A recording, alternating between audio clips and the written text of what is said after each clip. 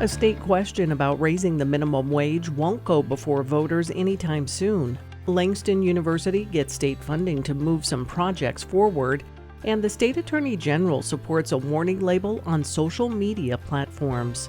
This is the KGOU PM News Brief for Wednesday, September 11th. I'm Deborah Shar. A state question to raise the minimum wage will go before Oklahoma voters in 2026.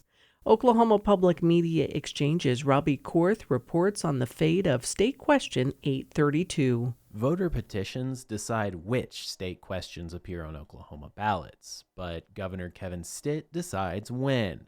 And even though Raise the Wage campaign organizers turned in almost double the required signatures, Oklahomans won't vote on the proposal for almost 2 years. In a proclamation, Stitt calls for the election on June 16, 2026.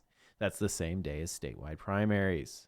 The question will ask voters to gradually raise the wage to $15 an hour by 2029.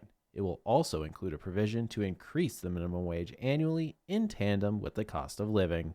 In Oklahoma City, I'm Robbie Korth. A Lawton judge says even though some Democrats and independents cast ballots in a closed Republican primary earlier this month, the results will stand.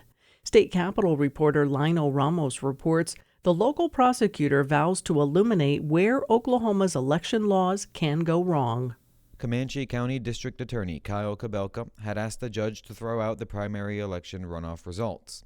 Kabelka says he's concerned about the process of certifying the results after reports of some Democrats and independents casting Republican ballots. When he inquired with local and state election officials about the problem, he says he was met with absolute confusion and even kind of minimization that was being done on the issue. It concerned me, and that concern just got exaggerated and exacerbated the further along we went in the process. It's clear now, Kabelka says, election officials don't actually know how many improper votes were cast in the election. And when they told him it happens all the time, he says it opened his eyes to how elections are run in Oklahoma. In Oklahoma City, I'm Lionel Ramos. Langston University is expanding its cooperative extension service to 9 counties. Oklahoma Public Media Exchange's Anna Pope reports the university is receiving more state funding this year. Langston University's cooperative extension is about to get bigger. It spans 19 counties now, but with the extra counties being tacked on, that number is going to reach 28. Micah Anderson, a horticulture extension educator, says the growing extension staff is gradually contacting more people and trying to help underserved producers. It's just a good feeling that you're able to reach people and people are being helped. The university got $2.5 million in more funding this year for ag programs compared to last year. The university also received $3.5 million for delayed maintenance projects. Most of the maintenance funds are going toward replacing the roof on the university's Oklahoma City campus, which was the former News 9 headquarters. In Oklahoma City, I'm Anna Pope. The announcement comes after state lawmakers called for an audit. U.S. Department of Agriculture officials sent a letter last year saying Langston University has been underfunded more than $400 million in the last 30 years.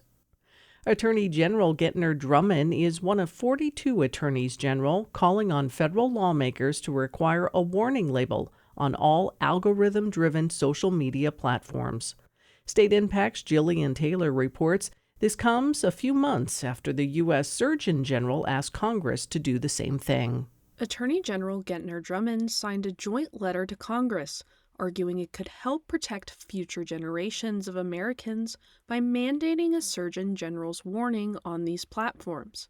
It highlights how research links social media platforms to things like depression, anxiety, and suicidal ideation in youth. Algorithms and notifications can also disrupt sleep. States have sought to address social media platforms directly. Drummond, for example, filed a lawsuit against Meta in October for, quote, knowingly designing and deploying harmful features on Instagram.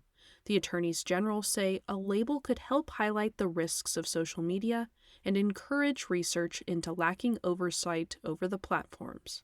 For State Impact, I'm Jillian Taylor.